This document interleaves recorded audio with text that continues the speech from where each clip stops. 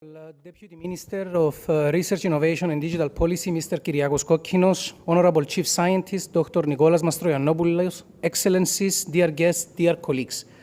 We are delighted to welcome you today at the Cyprus Institute for this fascinating event. Today's event is special for us for many reasons.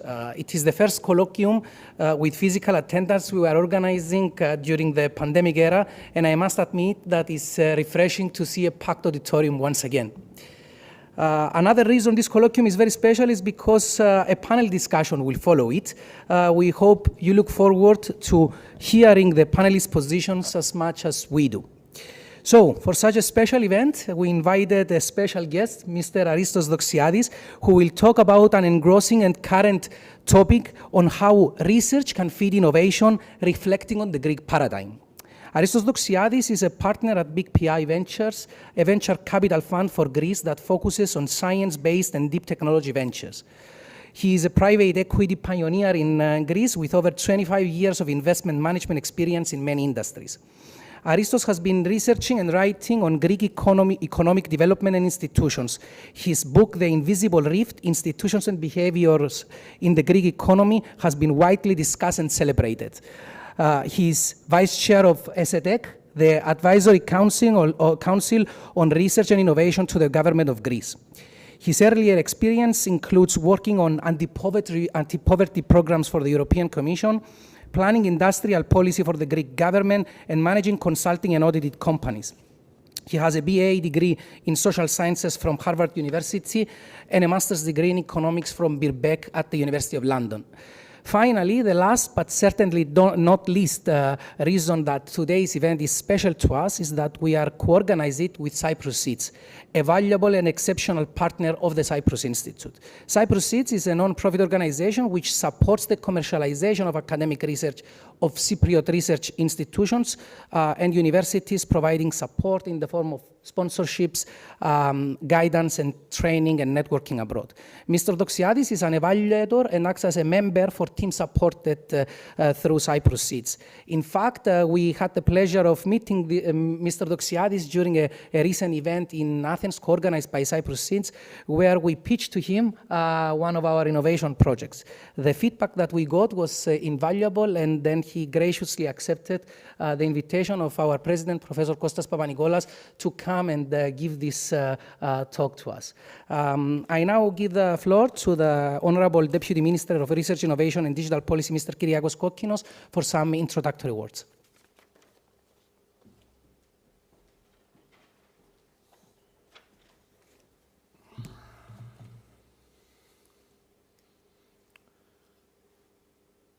You are indeed. I mean, we forgot how this room looks like. I mean, it's been quite a while since I've been here for a colloquium. So, Mr. Doxiadis, welcome, and you are the first in the near post-pandemic, I want to believe, new norm. Let's put it this way. So, Mr. Doxiadis, distinguished guests, ladies and gentlemen, I would like to welcome you all to today's event and congratulate Cyprus Institute for taking up such an interesting and thought-provoking initiative. Please allow me to extend a special welcome to our guest of honor, Mr. Aristos Doxiadis, who is honoring us with his presence today, and thank him in advance for sharing his insights on such an important issue affecting the economy and the society as a whole. Ladies and gentlemen, we all share the same vision, leveraging on technology, research and innovation to stimulate growth and economic activity and to help solve the numerous pressing challenges of our time.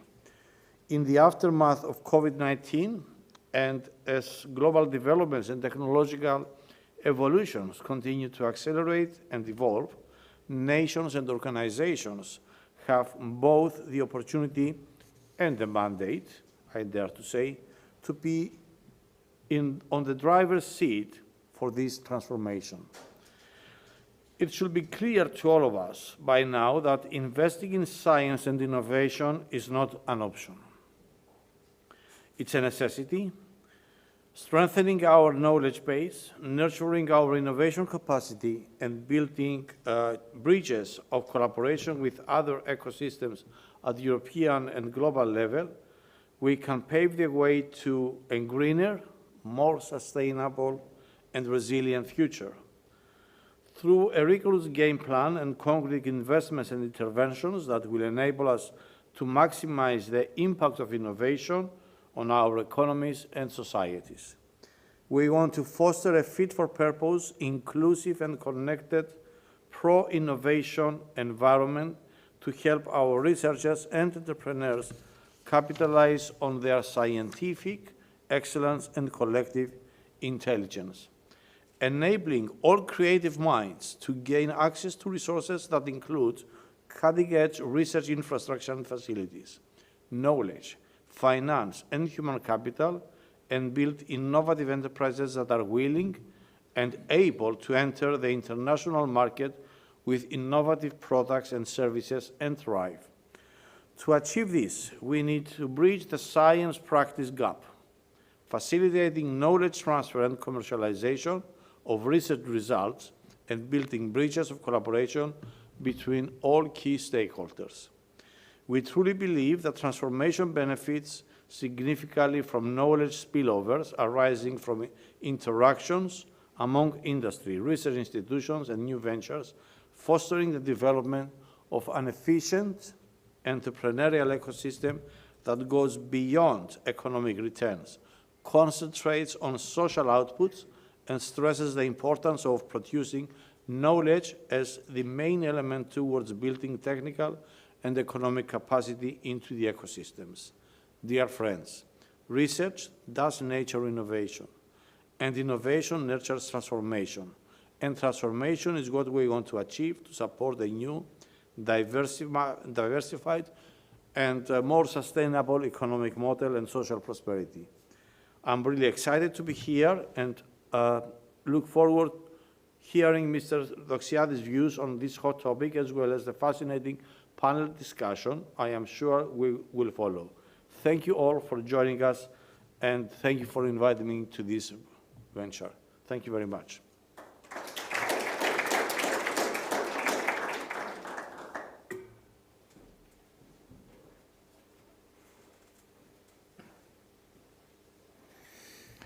Thank you for the invitation. For me also, this is an important post-pandemic milestone. It is my first trip outside Greece for the past 18 months or so. Yeah, first time outside Greece, and I'm honored to be here. I've been here since I arrived last night, and I spent this morning first hearing and discussing a bit about the structure of the Institute, and then I went to your solar desalination laboratory, which I found fascinating. Hearing what you have been doing, and especially how you have been doing it, how you have structured things here, I don't think there is much that I can teach you. I think there's much more that we in Greece can learn from the way you seem to have organized things here. Having said that, I'll move ahead. Please, I'm not an academic, so I don't deliver lectures very much. I write much more than I speak. So if I overstep my 30 minutes by too much, Mr. Chairman, let me know, and I'll stop and we can carry on in the panel. Okay. So the outline of what I'm going to cover, three items. I'll talk briefly about the Greek ecosystem, both of research and innovation. Then I'll cover some policy initiatives, recent policy initiatives that have been implemented or are being planned in Greece in order to make things better. And then, if we have time, I want to stand back a little and talk about the wider issue of what is the proper form of governance of research, because in Greece this is a big issue. So, about the ecosystem. I was one of the authors of the so-called Pisaridis report, the growth plan for Greece. I wrote a chapter on research and innovation, and in order to write the chapter, we broke down, the team, the actors into 5 categories, which is first the research institutions, either in the universities or independent research institutions. Then, even though this is usually not written as a separate set of actors in ecosystem analysis, we put in the technology transfer mechanism because this is a link that is missing in Greece and we want to boost it up and we want to have special policies for that. Then we have the enterprises and businesses that actually produce the innovation in the sense that they produce usable products and services out of the research, which may be either startups or established corporates. Then we have the user organizations that may be either public utilities or private enterprises. And then, of course, another type of actor here is the people who staff all of these institutional actors or organizations. Very briefly, talking about where we are with the various actors in Greece, the research organizations have good metrics in standard indices like number of publications, number of citations, etc. And they also have pretty good metrics on bidding and getting funded by competitive EU grants or in competitive programs of the EU. So we have good metrics. Going down to the 4th bullet, however, some of the metrics that are missing have to do with commercial application. We have horrendous metrics on things like patents, for example, or numbers of spin-offs. One problem that the metrics do not show is that the research community, even though it's very numerous, if you look at the number of researchers in our statistics, full-time researchers per million of population, Greece is above, way above the EU average. So it's a numerous community, but it's very fragmented. There's no critical mass on most things that can actually sort of guarantee a long-term success in 1 or 2 or 3 fields. It's very fragmented. The other thing we have is even though we have good publications, good research results, etc., we do not have any world-class pioneers. We have people who are riding the wave. They are followers, good followers, successful followers, but we don't really have something that can be called world-class leading technology or leading science in one sector. And as I've said, we have very little commercial application. If we go to another part of the spectrum, which is startups, this is a subset, of course, of the industrial, of the business community. I'm just talking about startups, companies that started fairly recently and are trying to grow or have grown. We had, up until the early 2010s, we had almost nothing. And then since 2013, the ecosystem has exploded. We have hundreds of new startups since then. I'm talking about actual startups that have gotten funding, that have real teams and so on. I'm not just talking about people thinking in their house about how to do something. We have counted 7 to 10 that are valued above 100 million each. And when I say above 100 million, some of them are in the range of 500 to a billion. None of them is a unicorn yet, but we have some on the way. And this is very recent. If we're talking about, 5 years ago, maybe 2 would be there. Total valuation of the startup ecosystem, and I'm not talking about the hundreds or thousands of the small ones, but the recognizable ones, we with our partners at Big Pie, the team, we do this valuation and revaluation every few months. The most recent one was 5 billion. Again, a few years ago, it would have been under 1 billion. We have a number of exits accelerating.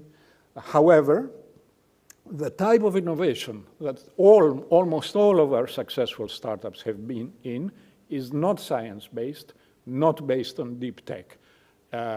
It's mostly business model innovation, or what we call light tech. It takes a lot of intelligence and a lot of patience and a lot of gut to be successful there, but it's not really related to something that happens in a laboratory or something that happens after people have spent, years developing an algorithm and then get something into market. So we don't yet have deep tech successes in Greece. And as I say, startups are really a subset of Greek industry.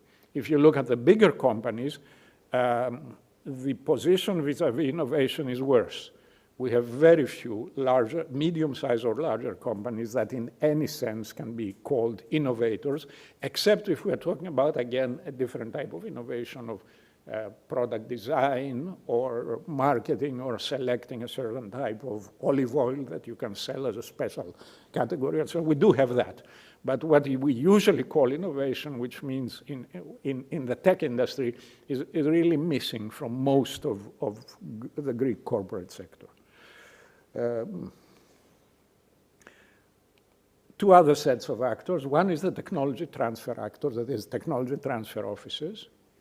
First of all, what is the situation with technology transfer? If you look at all statistics of patents, either filed or granted or per capita or whatever, Greece is very, very low on the scale of, if you compare to most European countries and most OECD countries.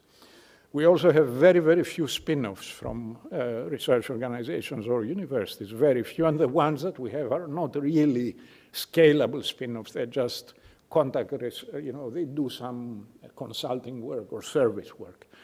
There is some contract work in our research laboratories. That is, Hyundai comes and says, or Honda comes and says, please, will you study this type of filter for cleaning up the air, things like that. There is some contract work.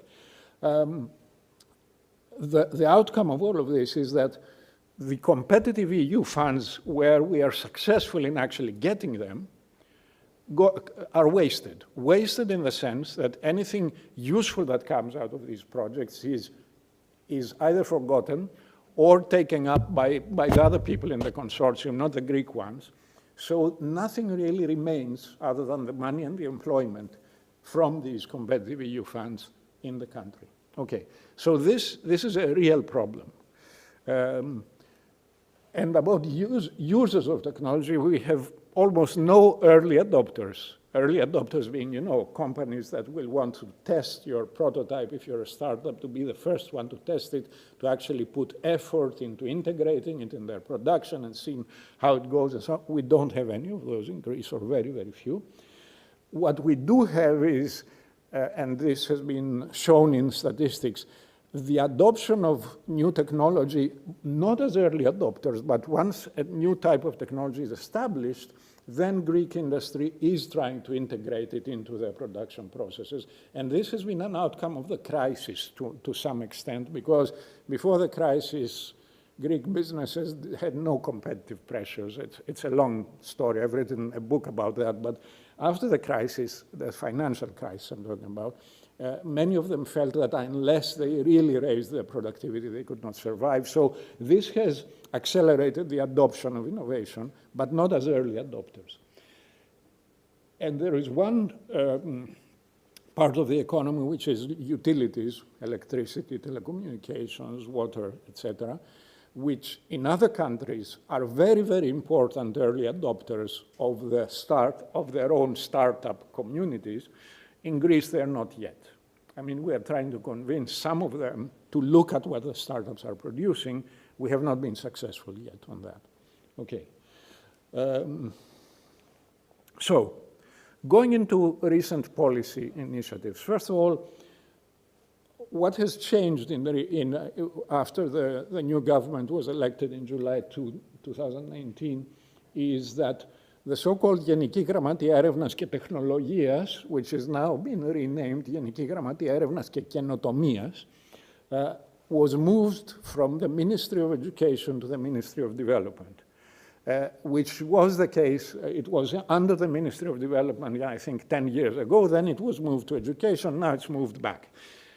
Is this significant? Maybe yes, maybe no. What it's supposed to signify is that that research should be much more business-oriented than it is, that researchers and research institutions and academics should really make an effort to link their laboratory results with commercialization. So this is what it's supposed to signify, and there is an Υφυπουργός, a deputy minister, Christos Dimas, who is the head, let's say the political head above ESETEK, and to whom we, and I'll say who we is, ESETEK, reports. Now, ESETEK is really the reason why I think I'm here, is a new, not quite new, a transformed policy advisory body for the Greek government. And it is Εθνικό Συμβούλιο Έρευνας, Τεχνολογίας και Καινοτομίας, okay? It used to exist, it's existed for at least 20 years with a few less initials. It has been called ESET or ESEK. It is a pro bono council of people who have other full-time professions.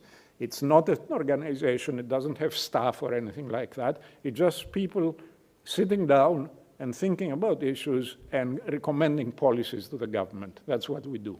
Now, the new composition of ESETEK is that it is not just the research community and the academics that are represented on this board, it's also the business community, the innovative business community. So ESETEK is composed of 15 people, 10 of whom are from the research community, 5 are from the business community, and I'm one of those 5 and vice chair of the body. And this has been since December 2019, almost 2 years. And we have tried to make some policy changes that will help mainly to bridge this gap between a strong research community with all the problems that I mentioned, but still a strong research community, and a vibrant startup community where the two up to now have not been able to work together. And we're trying to think of ways where we can bridge this gap. So one thing, a few policy initiatives that we took for technology transfer, and I'll go into a few more after that are not technology transfer. First of all, we produced a new law clarifying how spin-offs from universities and research institutions should be created. The legislation was very confusing. It was very easy for anybody in the governance of one research organization who for some reason did not like the idea of commercializing people's knowledge. It was very easy to block the creation of a spin-off. So we drafted a law which has almost gone through Parliament. It's in the last stages of being voted these days, that clarifies what is a spin-off, what researchers are able to do while maintaining their employment in the organization, but also working with a spin-off, and we try to simplify things. And the main philosophy is the following. If the organization has actively decided that it will promote spin-offs and has an internal regulation about how to do it, fine. If they don't, then this law sort of presents a default scenario. In other words, what it says is if some researchers have a legitimate basis for creating a spin-off out of their results, they can do A, B, C, D, and they cannot be stopped unless for very serious reasons. This is more or less how we started with that. And as I say, it went through many iterations. I think by now it's widely accepted in the research community that it's going to make a difference, but we'll see. It has not been implemented yet. Okay. By the way, parenthesis, in my naivete, I thought that a law like that, which has a very narrow focus, should be pretty simple to draft and get through. It took us more than a year, 10 people who are experienced both in IP and in spin-offs, blah, blah, blah, blah, to actually get a draft to Parliament that was more or less accepted, that more or less we think will solve the issue.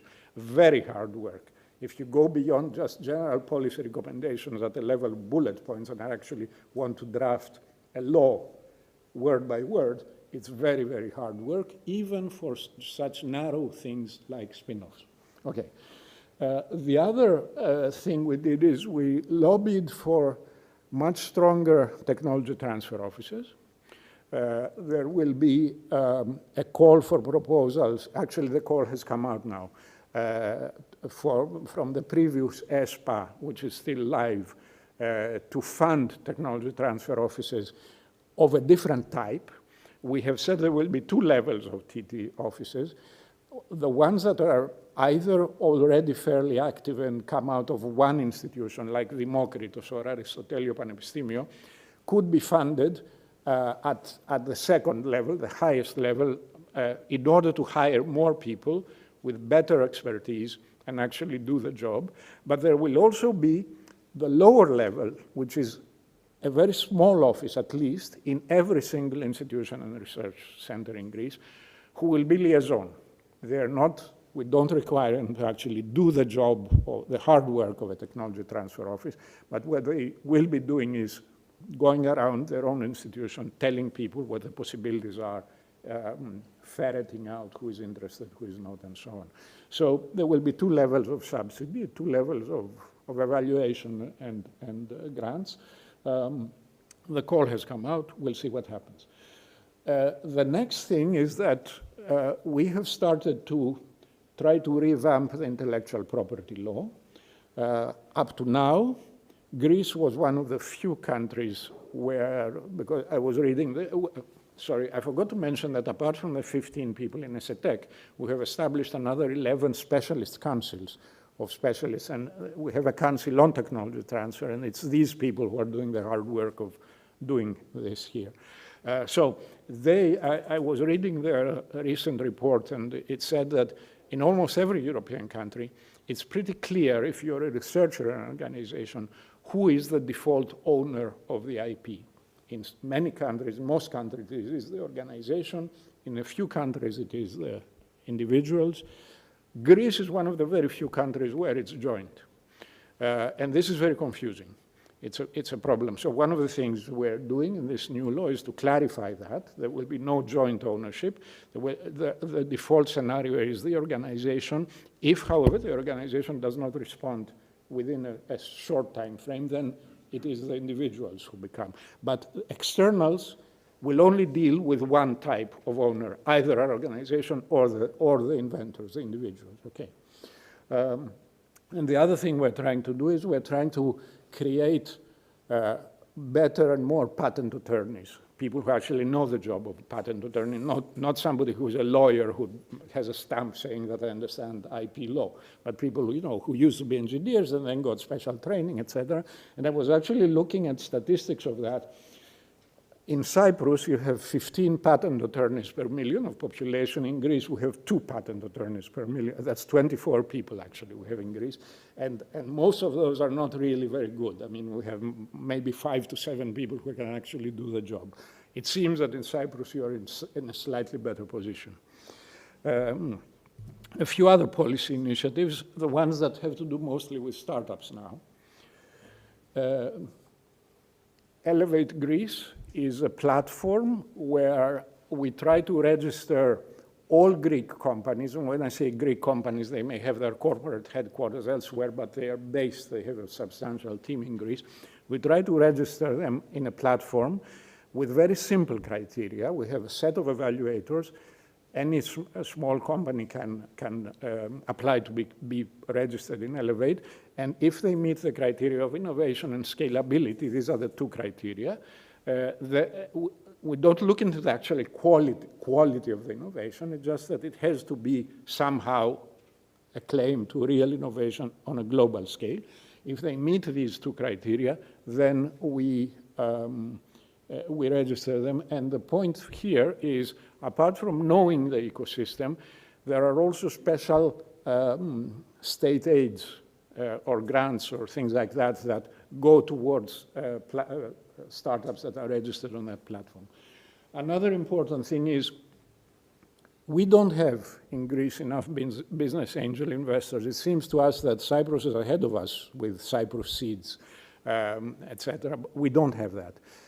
We have early stage venture capital funds like my fund, but we don't have that. And the government passed very recently a law that gives a very, very substantial tax deduction, tax relief to people who invest in early stage startups.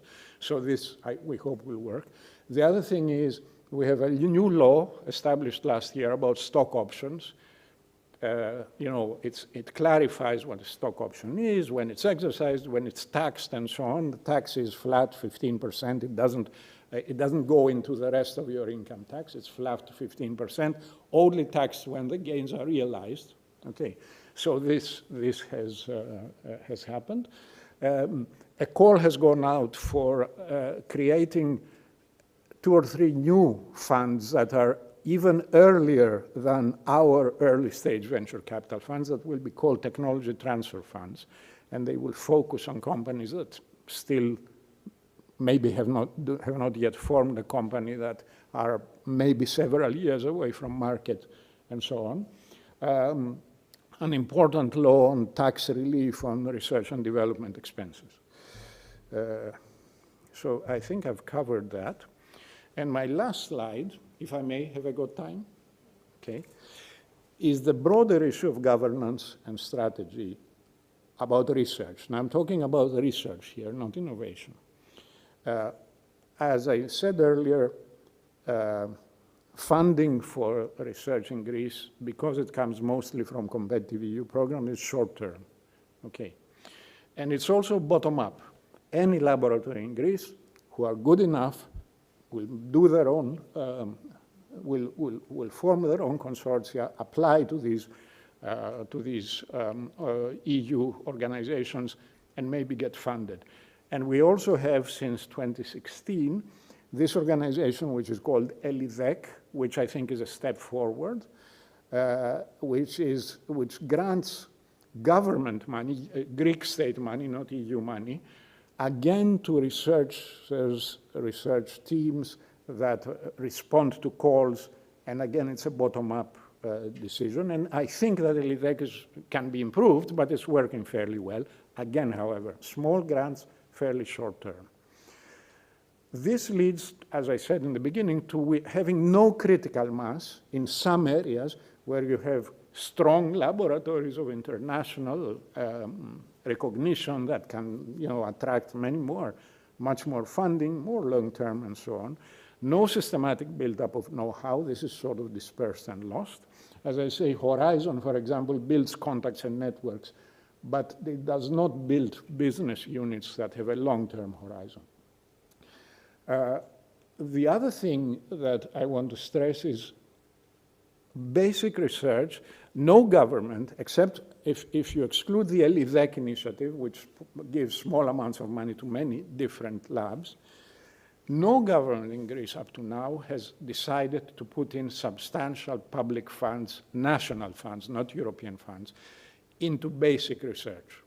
And I think we are sort of pushed towards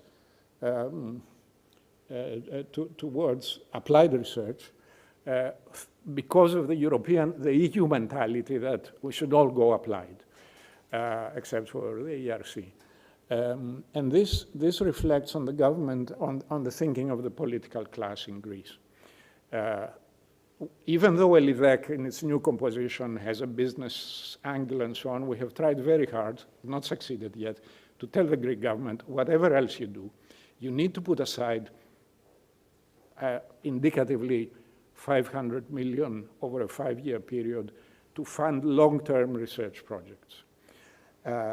This in basic research.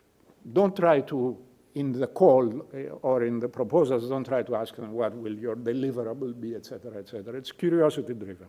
We're trying to convince people of that. We haven't done it yet. We may be able to convince them. Because I have been convinced that basic research, especially in the biosciences, but not only, leads to innovation in unexpected ways, but it does lead to innovation stochastically. And sometimes that innovation is really world-class and may be much more valuable than the innovation that has been, the applied research which has been consciously driving towards a specific type of innovation. So we're trying to convince the government that basic research is important. We'll see what happens. And our most ambitious goal as ESETEK is to change the governance of research in Greece by founding one single organization, something like, which will be called something like a National Science Foundation, that has the budget for basic research, or basically all of the budget that does not come from the EU but is decided locally, to go through the NSF, that will apportion funding, that will evaluate, and that will also have strategic priorities. Because what we think is missing is the bottom-up works fairly well. There is no real top-down thing. Somebody who says, look, drug discovery or RNA labs are where we can do it, make a difference and have a world-class thing. Forget, for example, orthopedics. I don't know what. Or, you know, if the orthopedics lab can get EU funding from a competitive grant, fine. But we allocate our scarce national resources to few areas. I know this is going to be very controversial. I have no idea if we can make it happen. But if we can, it should make a difference in the long term. It should make a difference on one condition, that this organization is well governed. And this, of course, is what people who object to our idea tell us. What if the governance is wrong and you concentrate everything on something that is rotten?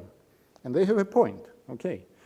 I was talking to Kostas earlier when I saw your presentation this morning about how you have a board of trustees and the type of governance you have set up in Cyprus Institute. I said, I wish we could have something like that in Greece, either in Demokritos or ITE, but also perhaps in something like the NSF. I don't know if we can do it, but we need to think very carefully about the checks and balances within that organization that will sort of avoid the problem of having one center of decisions which is corrupt or badly managed. Sorry about that. So this is what I had to say. Thank you for listening to me, and open to questions.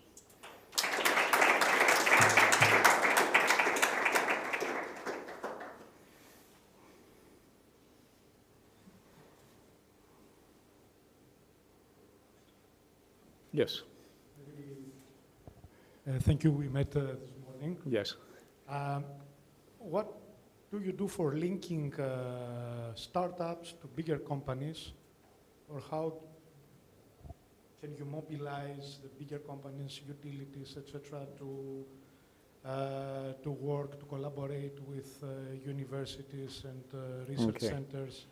And maybe a related question is, these recent developments in Greece with the Pfizer Digital Innovation Hub or the data centers that will be built, how these new developments are connected with what you presented? Well, I think there's three different questions there. Starting with the middle one, which is what about linking startups with corporates?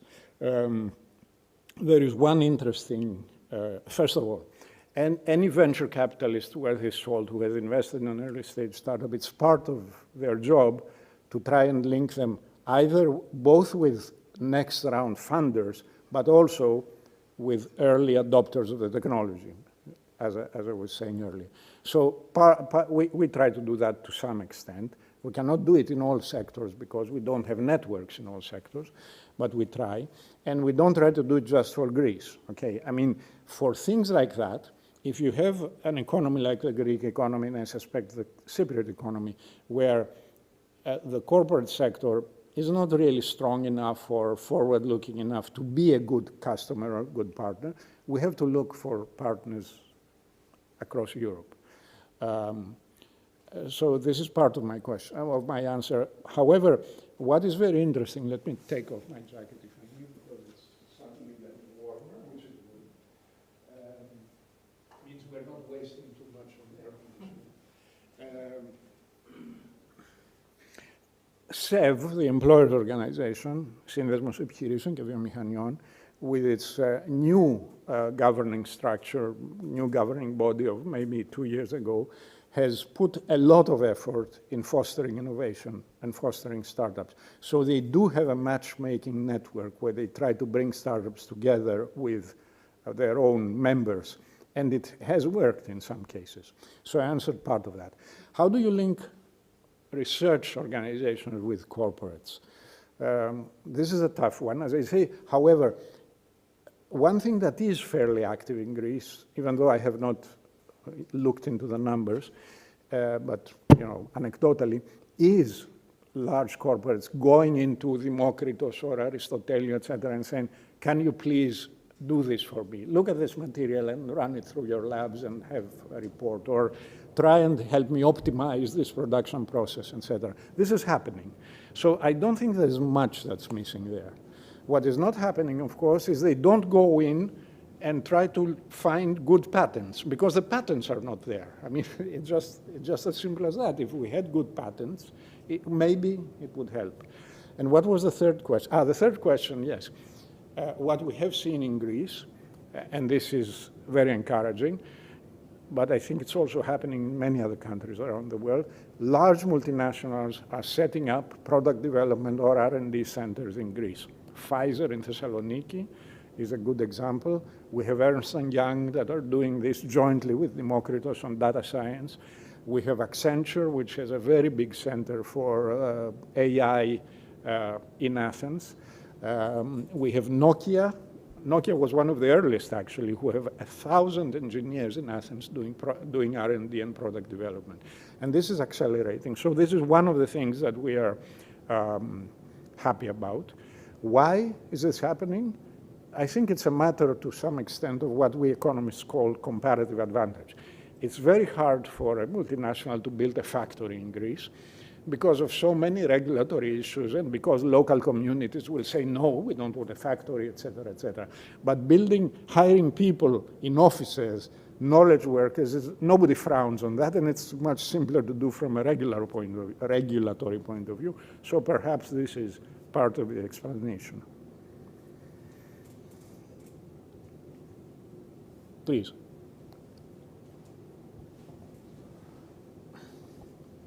Hello. Manuel Blanco from the Cyprus Institute. Working? Do you hear me better? Yes. Yes. I'm a bit hard of hearing, so I'll ask you to... Manuel Blanco from the Cyprus Institute.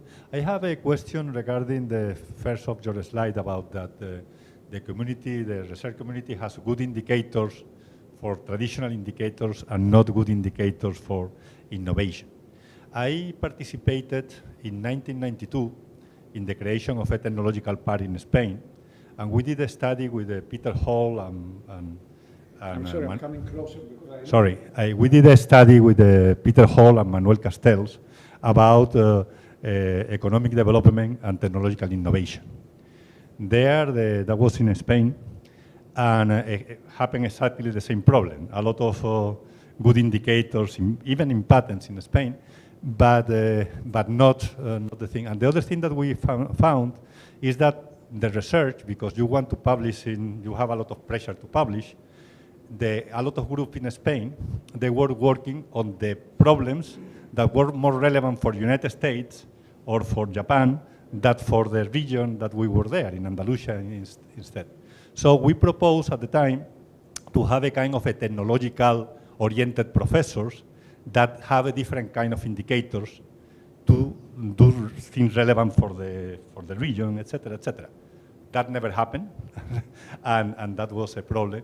And much recently, I was working in Australia, and I was having a big project that the project was fantastic because was to decrease the cost of a technology, concentrating solar thermal, by half just by technological means. And we involved all the best universities in Australia, national laboratories in the United States, et cetera, with the purpose of reducing the cost, so it was a very clear thing. I had the problem with the researchers from the universities. I remember that I have a dinner with a professor, said, look, Manuel, you are pushing us too much to develop technologies.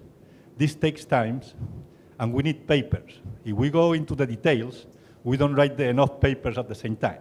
So I wanted to know, what is your opinion? If this is, I think my feeling is that nothing has happened, nothing has advanced in all this time, and how can this can be changed? Okay, I'm not sure of the answer, but I can give you a few hypotheses, okay. One thing, if you're talking about a technology that has had some interesting results in a laboratory, but until you get something like a product out of that, you need to work hard on that. You need to have a few people in your own laboratory who understand the attractions of going into business. So you need, if you have 10 postdocs, for example, 3 of those, you hope, will have an entrepreneurial spirit and will actually go out, remain in touch, but work on that problem. Does it happen? I have seen it happen in some of the startups we have invested in. A professor has a good PhD student. They toy about, with the idea of developing a commercial product. The PhD student says, I'll go and do it. You support me. You give me whatever I need from the university and so on. I stop trying to have an academic career, but I already know the people in the laboratory, what's happening in the laboratory, etc. And then I go out and build the business. And this seems to be working.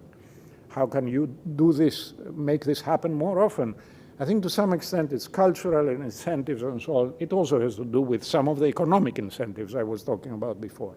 Okay, so I think this is part of the answer.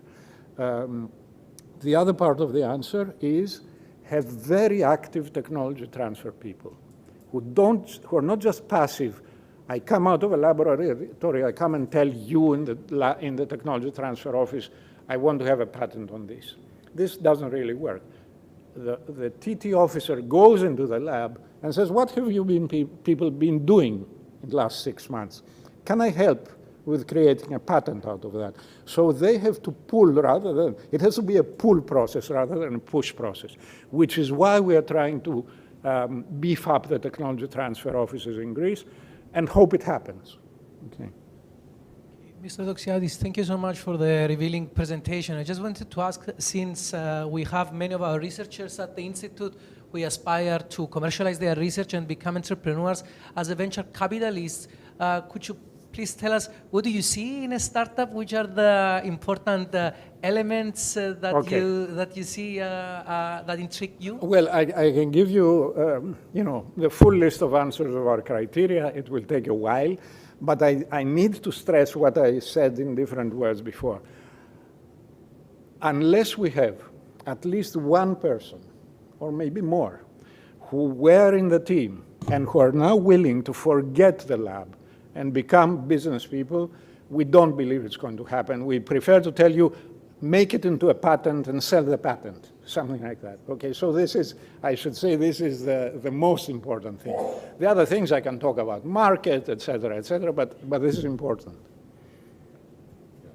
I made the same question years ago, and the answer was people. Yeah. Three things. Yeah, but as I say, people is not just intelligence. Yeah, it's also commitment. Yeah. I'll make you a question which will help me probably in the dialogue. Do you see one Greece, or are there many different, let's say, situations around Greece? Because you have been describing one country. Yes. And Greece probably is not so big to be fragmented, but it's my question. Italy is totally different from this. There are many Italies. We tend, and not just me, but I think almost everybody in the VC community, we tend to look at it as one. As you say, it's not very big, and it's usually one. Of course, agglomeration happens. Chemical engineering in Patra is very strong, so we have a lot of interesting chemical engineering stuff happening in Patra. But we don't see Patra as being too far away from Athens. We say, okay, this is the chemical engineering place. So this is the way we think about it. Great, thank you so much. I will call the panelists. Okay. The moderator. Oops. Sorry. No.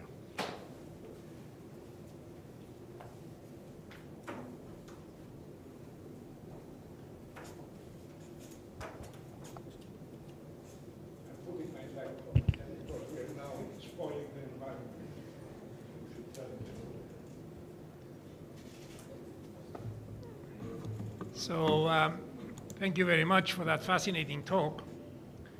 Before we get into the panel discussion and the questions, let me first introduce for the attendees the panelists that are with us. Of course, Mr. Doxiadis needs no reintroduction, so thank you very much. Nicholas Mastroiannopoulos from RIF. We have George Saveriadis from Cyprus Seeds, and our own Fabio Montanino, heading up the Innovation Entrepreneurship Office here at the Cyprus Institute. Okay, so hearing that fascinating speech, I could see some parallels between the Greek situation and here, especially the last, which is actually a global challenge rather than just a challenge here in Cyprus or in Greece, which is a mindset issue. How do you get people who are academics used to the metrics that are around success in academia, how we can make them think more like entrepreneurs rather than researchers. So that is an obvious one. The second one, of course, is the tendency to think about models that exist somewhere else. In Cyprus's case, we look at Israel and we say, oh my gosh, we wish to be like Israel. And of course, we all know that Israel has its own idiosyncrasies as to why it's a startup nation. Yeah? It's an extension of the American ecosystem, A, and then B, it has this very large and powerful military, and a lot of the innovation is embedded within that system, et cetera, et cetera. So maybe it's not as good a model as perhaps some think. So Greece, Italy, and other similar kinds of contexts, I think, might in fact lend more of a replicable kind of situation where we can learn and cross-fertilize ideas as to how we can make this a shift from research to the innovation. And we all know about this valley of death notion of how it is that you get excellent research, but then you need to traverse the valley of death before it can become a successful enterprise. At any rate, so let me go into some of the curated questions that we had, because we felt that perhaps it would be rather difficult to try and sort of generate the conversation via questions from the audience, because there could be a lot. So the questions I have here, which I've selected, yeah. Mr. Chairman, Yes. I realize that this is the first live event we've had for a while, so I would like to remind you that it's useful for speakers sometimes to have water. So Yes, absolutely vital for life.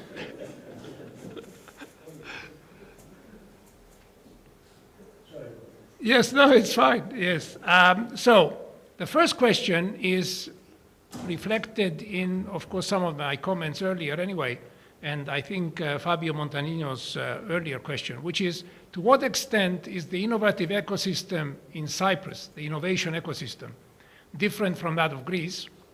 There are some obvious parallels, but there are also some differences. So are there perhaps other ecosystem models that we can learn from in Cyprus? That's one. Which characteristics of the Cyprus socioeconomic and cultural environment are unique and can be leveraged to push innovation? That was the second question. And then, that's for one of the panelists. Given that we have an Italian Cypriot panelist here, our honorary Cypriot, what are the thoughts of Fabio on the parallels that exist between southern Italy. And I guess your question earlier with regards to Greece and the way in which Mr. Doxiadis actually views the Greek ecosystem, whether it's a unitary whole, or I think that's reflected in the Italian experience, where obviously there's a huge difference between the north and the south. So those are the three questions. Perhaps our panelists can respond with their own views on these three different facets of translating research into innovative enterprises. Do you want me to start? Yeah, Mr. Mastroiannopoulos. So, yeah, I mean, comparing the two ecosystems, I believe they're very much pretty similar. I can share the lecture by Mr. Doxiadis and just change the name and downsize a bit the numbers due to market size anyway. We are talking about a bigger country, Greece. But I see many things that have occurred and many things that will follow, and we're on the same timelines. Anyway, the Deputy Minister, Kyriakos Kokkinos, has a very good relationship with the Deputy Minister, Christos Dimas, and whenever he comes down or we go there, we discuss. It's like discussing for one country, its problems and challenges, but also but also opportunities. So from our side, I mean, as a government, we are committed. I mean, there is the Deputy Ministry. Thank God it was established two years ago. And I have the position of the Chief Scientist, which I'm, my political boss is the Deputy Minister, and I'm in charge also as a chairman of the Research and Innovation Foundation, a function that you already have in Greece in order to facilitate funding and support throughout the course of research, innovation, scalability, etc. So as a system, we have a commitment, we have a strategy, we have the funds, similar budgets pipelined from the Resilience Recovery Fund and the structural funds to support, obviously, basic research, which I totally agree with you, Mr. Doxiadis, that our metrics are pretty much the same. We have state-of-the-art research being done in great institutions like this one, and in the universities that we have here. Actually, for a small country, we have 9 universities, 6 centers of excellences, and many other research organizations with more than 10 years of state-of-the-art research being done at their auspices. So on the basic research and applied research, I believe we're doing great. High impact factor publications and great ideas come out, but I totally embrace the challenge of commercializing what is produced very nicely within the universities.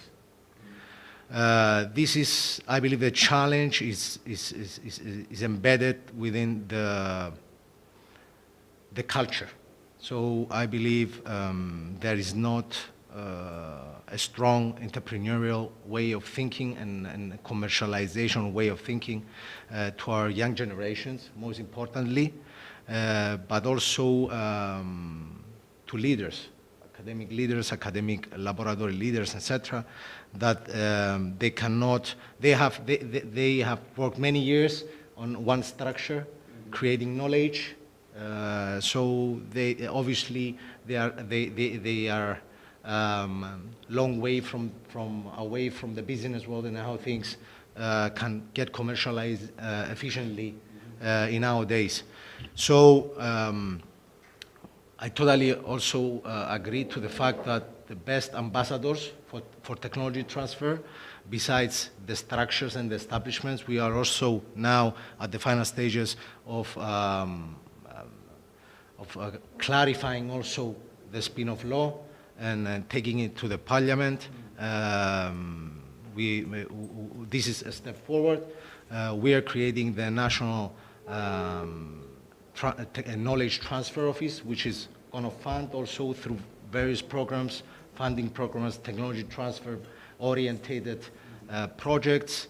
and any incentives. Will this new office be responsible for all institutions in Cyprus? Exactly. It will support all institutions, all academic and research institutions, but nonetheless, it will also collaborate closely with, like you wisely said, Mr. Doxiadis, internal technology transfer offices of the university institutions in order to have this alignment with regards to how we can foster innovation and make it happen eventually in this country.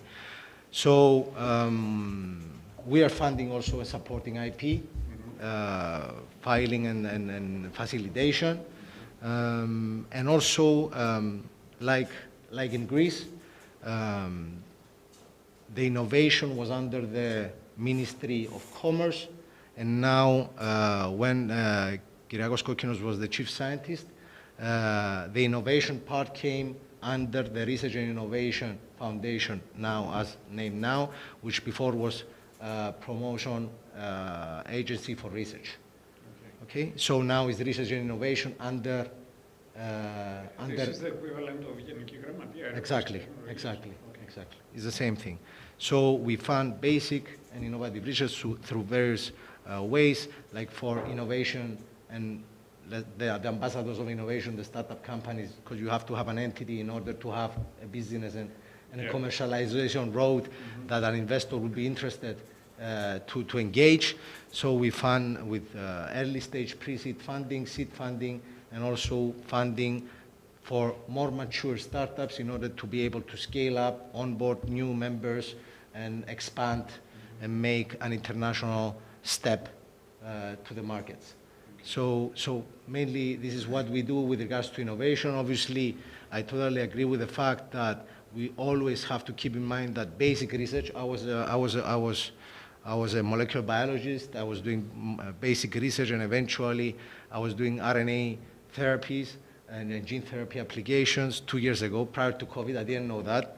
I said yes to the President of the Republic of engaging this position, which I'm honored to have. But as you understand, both had a good timing, and the opportunities were huge. So basic research obviously is the stepping stone of innovation. It cannot happen in any other way. And that also supports what you have already said, that things coming out of the universities that have matured through the whole journey from TRL1, from basic research, are more strong to be commercially robust and grow and flourish to the maximum. So this is in a nutshell what we do.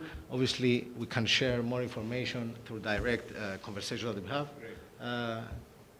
I know, Fabio. Well, if we can move to George. Can you guys hear me? Yeah, all right, good. To what extent the ecosystems are different? I think the Greek ecosystem, taking outside the universities, because the R&D from the university is different, the Greek ecosystem is more mature than the Cypriot one. They've had the VC funds for now, what, almost 10 years? Yeah. There was a first-time experiment which was quite challenging in a lot of ways. It proved successful. And now they're in the second cycle of funds, and I'm guessing there's the third cycle that's coming pretty soon. So basically that's already a major difference. Greece already has professional investors, a community of professional investors that know how to apprehend this beast that is a startup. We don't really have that here. So there's also, Greece has, I don't know if that's fair to say, but I think there's more capital in Greece than the pipeline brings out. Is that still valid, or was that more valid with the first round of? I don't think it's not valid anymore. Okay, well, that's good to hear then. Even though the capital has increased, yeah, the pipeline has also increased. Well, that's great. Well, that's a good thing. So, like that little difference, though, it's huge because it makes a big difference to the people that want to be entrepreneurs, because the people in Greece know where they're going to knock on doors. Here, we don't really have anything like that. I don't know if you guys In have. the sense that you don't have a VC fund. You have angels, Exactly. but you don't have a VC fund. I wouldn't, we have some angels. Their number is very limited, and they're not necessarily, I would say, again, used to doing the investments with, say, a medtech company. They're used to the more traditional types of investments. I don't know if you guys have a more thriving business angel community. I know France has a. Actually, we don't. I know France has a great one, but they've done a lot of work towards that. The business angels groups are almost like VC groups, which is fascinating to see. Now, if we go to the universities, it seems to be very similar. I think the only real difference we might have is that at first glance, historically, the Cypriot University was more open to talk business than the Greek university. I think that's changing. That's the feeling I'm getting in Greece. In Greece? Yes. In some establishments? In some establishments. One of the challenges that... I should say also, I think one other difference in the university community in Cyprus, which is a positive for Cyprus, is that you probably are much more international in terms of the faculty. We are, I think we are. Well, this institute definitely is.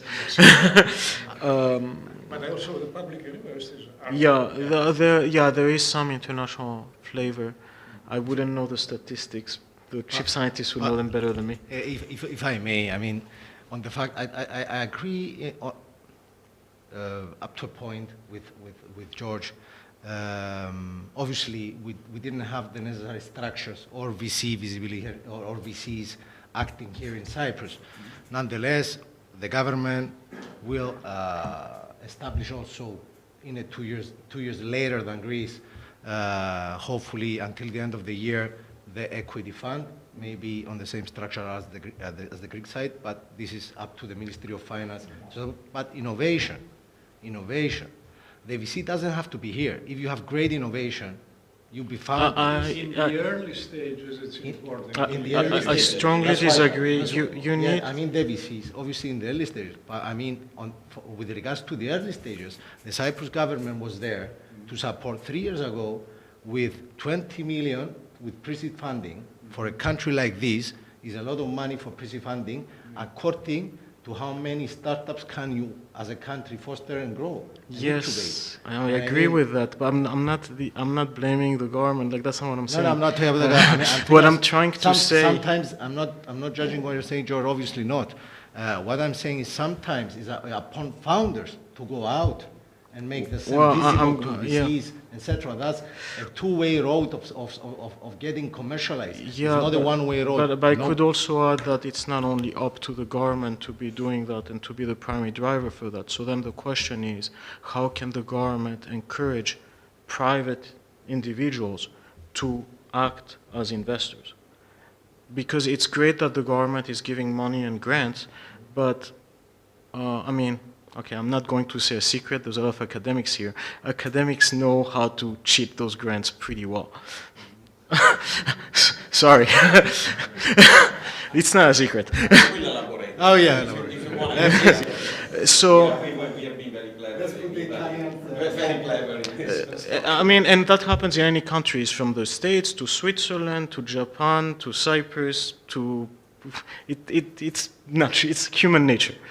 Like what I'm trying to say though is like there is a need to have local actors funding these things from the private sector, because it creates also a positive signal when you go talk to a foreign actor to get for money.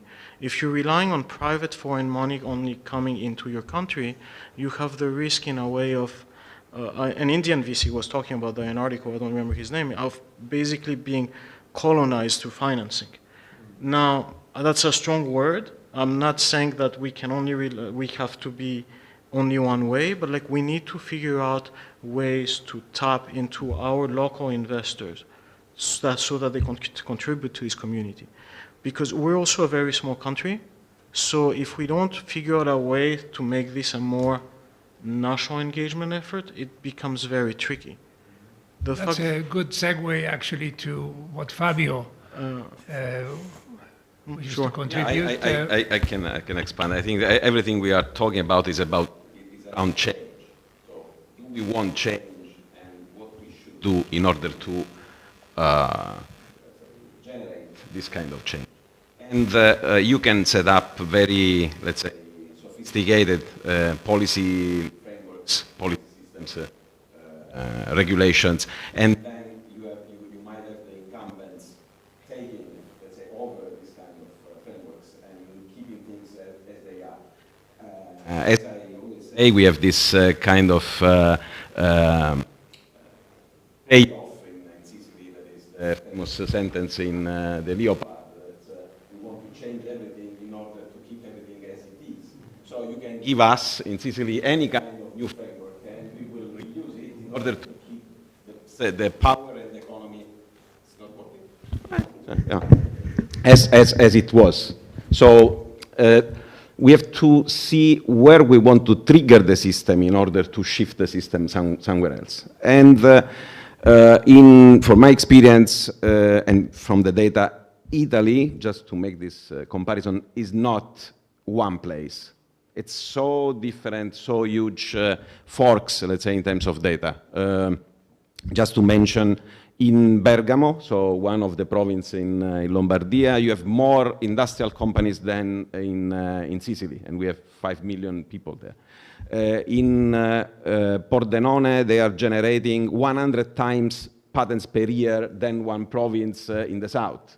Pordenone is in Veneto and was the former place, the former hub for white goods production. So let's talk about something more homogeneous, so the south of Italy. And I quoted, I was writing a lot of things while you were talking, Aris, and the best quote I see is that how to do things is even more important than what we do.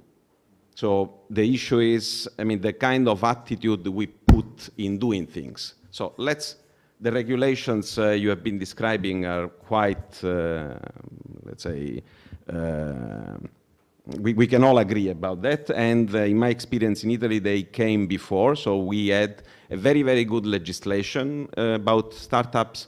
The taxation for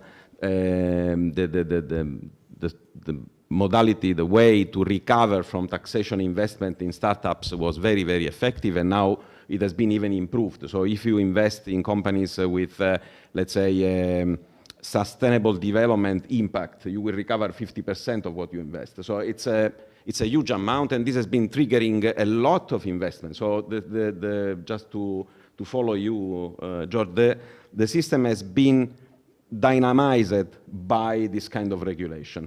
But then if you go into the south, what is really missing, and I think is the critical point where Cyprus could be different, and this is one of the reasons why I decided to spend, let's say, my professional activity here, is the cultural dimension. So if we really believe in change and we can face and take risks, and this country, I think it's quite younger, at least younger than the old Italy, it's younger than Greece, so I feel that there is still this idea that the country has to be built and you have to do something in order to let's say, make the country.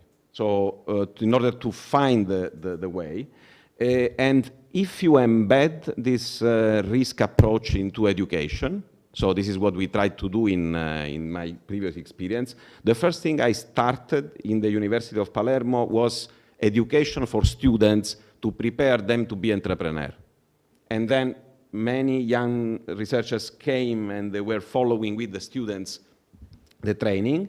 And after 3-4 years, this was an experience of 20 years, after 3-4 years, the students became, a relevant fraction became entrepreneurs and scientific entrepreneurs because they have been nurtured in this kind of environment. So if I can add something into the discussion and something which was probably not in your list of policies, Aris, is to pay a strong attention in preparing people to play this game, and you should do this very, very, very, very early. Another important point is to install dynamic environments which are very local environments. I believe very much in the Renaissance model, so in something which is happening in a small environment with all the capacities are synchronized at a certain point. And this could be done, for example, by attracting a significant player, international player in one place, but not just to open a factory, but to be interconnected with the local system. Just two examples to tell you what I have in mind. Again, we have many Italies and we have many Sicilies. In Sicily, we have the west part, Fiat, so fabrication of cars, big factory, supply chain kept elsewhere, just assembling cars. Nothing happened. The industrial area didn't grow, no connections with university, just salaries. In the eastern part, Catania, they attracted STS microelectronics, so fabrication of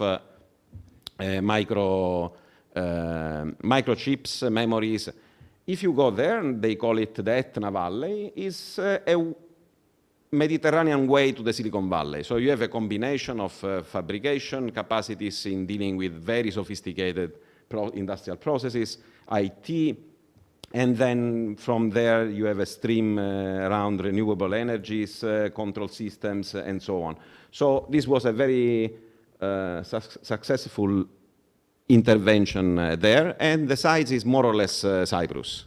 So it's an environment of 1 million people in a small area with a hub creating an attractor. Is what the people, more clever than me, they call it industrial innovation attractors. You put something and in 20 years you are changing totally the environment. So this is the second point. And the third point, is to create a dynamic in terms of financial flows. Probably here a law and an attention to how you could switch or make people switch from real estate investments, which are, I think, has been the most relevant playground for investors, into something. But in order to do that, they should understand that there is a potential in shifting from making apartments to making startups. And again, it's a matter of risk, demonstration of champions, and so on. So those are the three things I would put into the ground. If I may add, because you talked about the education, like one of the reasons we set up Cyprus Seeds the way we did was actually this. What we do is we say we fund research with the potential to be commercialized, and we give it a 1 to 2 year time frame. What we really want to do, though, is we want to engage with the younger generation also and basically transmit them a few things about what entrepreneurship means.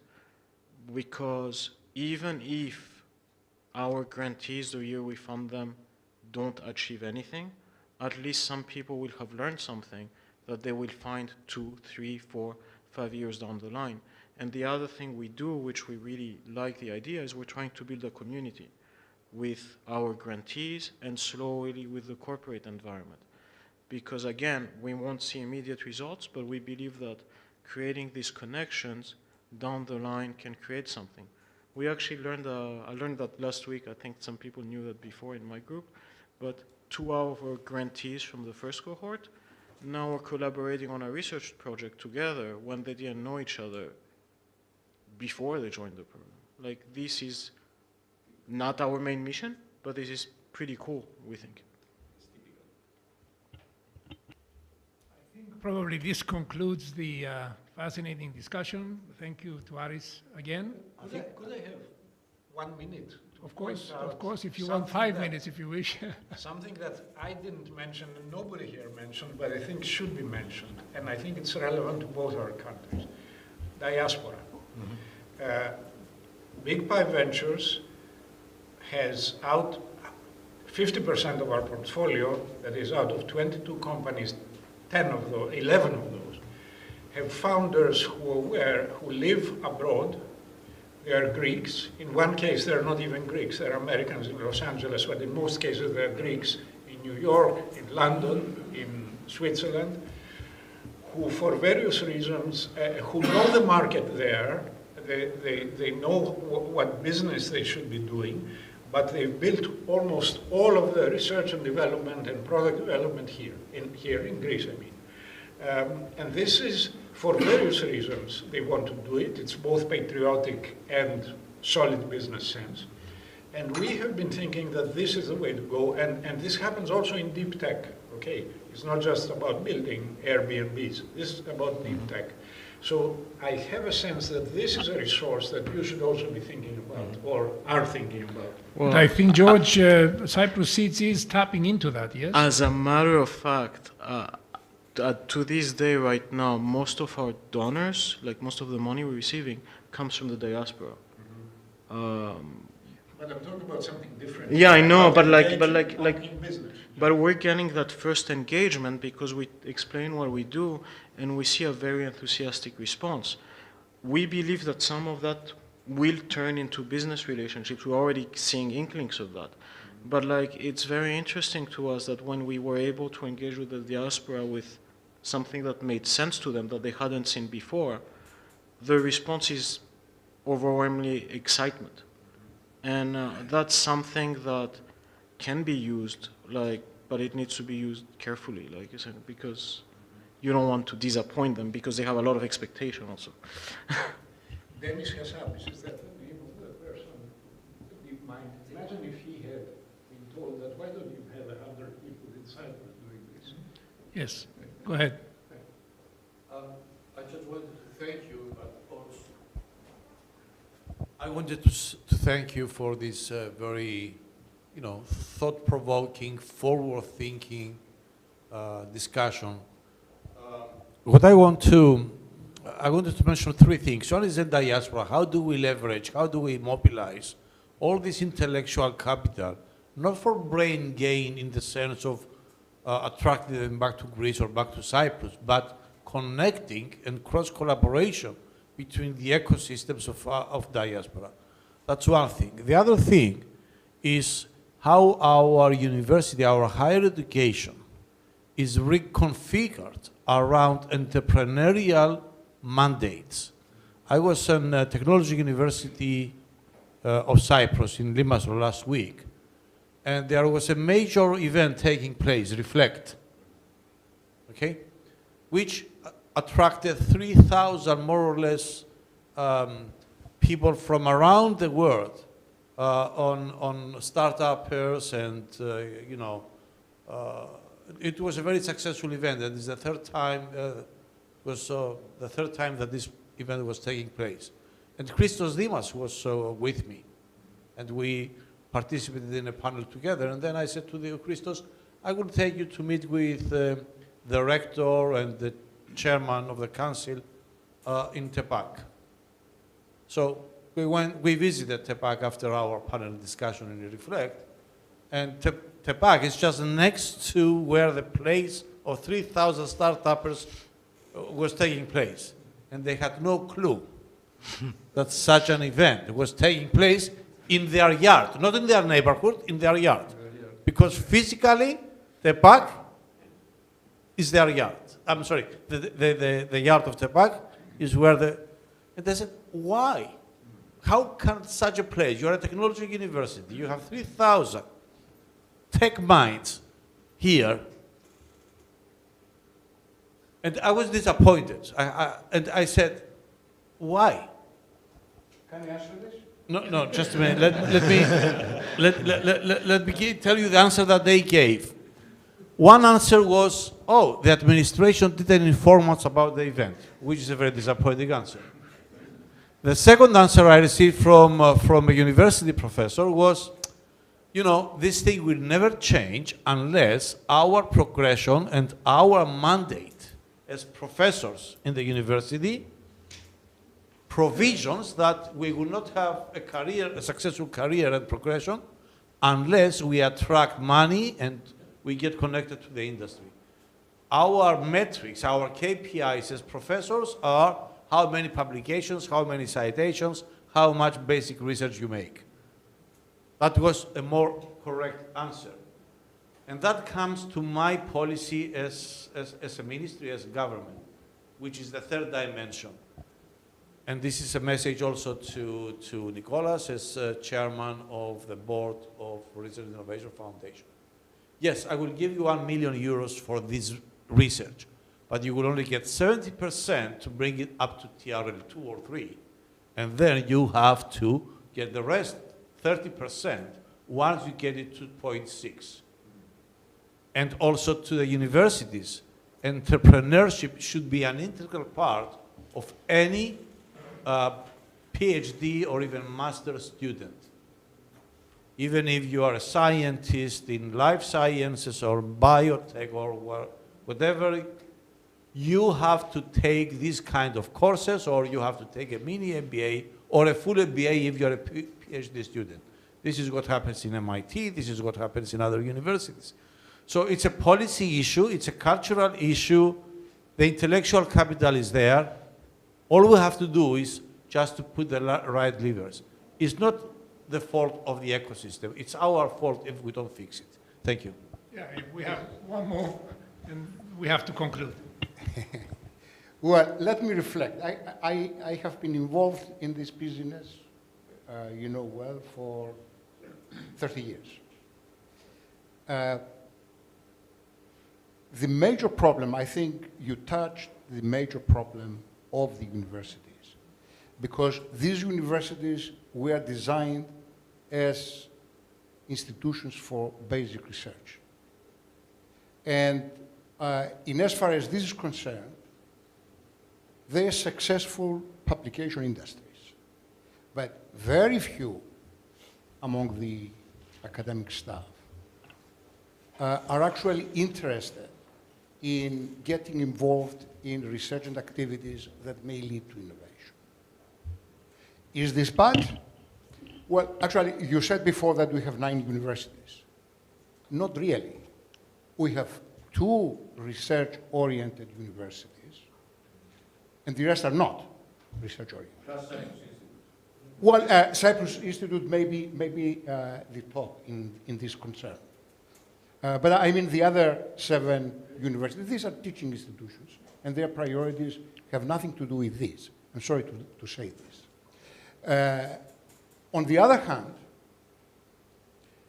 you cannot actually, if you do what you suggest, you may kill basic research in a system where only 2 institutions plus Cyprus Institute are oriented to basic research, and you need to have an environment of basic research where some of the people would have to be motivated, incentivized to orient in this direction. I think that the main problem is not the academic community. The main problem lies in the extremely conservative, backwards-oriented administration and the extremely conservative, backward-oriented political system. You know that when I was the Minister of Education, my colleague, the Minister of Finance, used to say at the meetings of the cabinet that the most serious danger of the Cypriot economy is the Minister of Education. Because I was suggesting that we have to move in this kind of directions. We didn't. And we didn't because the administration and the political system are extremely resistant to do this. And of course, we have an economy. What is the percentage of innovation, the contribution of innovation to the GDP of Cyprus? Point how many zeros after you get a number? Well, can we have a strategic target of raising this to an appreciable number in 10 years? In order to do this, we have to incentivize people in the private economy, the funding business. And you who said before about the use, about the flat development industry and so on. That was very right. But actually, there was no idea whatsoever in those who have developed this passport business and the introduction of money into the system, that some of this money might go to this direction. We have a few rising buildings in Limassol, many of them destroying the environment. The next, and so on. But I think that the ideas are good, but we have to speak to the private part of the economy and the political system, which is extremely resistant across the spectrum. I'd like to jump on this comment, if you don't mind, because there's a few things that you point. We have to keep this very brief because I think we've kept very shortly. The reflect thing, you asked the rector and professors. I don't think it matters. The rectors and professors, their job is to be researchers. Your job shouldn't be about converting the professors into entrepreneurs. The real question is how many students from TEPAC knew about this and how many of them attended it, because those are the guys you want to be touching. Like, this is something very important because, and it's even like, because like the future, like the guys that will be the tech doing the tech transfer, moving, is the young guys. Most of the professors, and it's normal, will want to remain professors. Some of them will want to make the jump. That's fine. That's a personal decision. Okay, I think that we've reached the end of this discussion, and what my friend Andreas gave me now the opportunity to probably propose for another colloquium on how the government and the policies are in support of this change. Allow me to just conclude by saying that the change that you have been the ambassador years back, I firmly believe that is happening. We didn't have a Ministry of Research and Innovation at your time. Now there is. There is specific funds, more than 150 million per year, just on research and innovation. At the time that you are referring, the amount was much smaller and different structure. So we will not solve this. I think it's beyond the scope of this meeting here. But certainly things are changing. Are these changing at the pace that we want? Probably not. And we need to do more. That's why I said it's our responsibility as policymakers and politicians to bring the change. We are the agents of change. So I've taken note of the next colloquium. So thank you very much.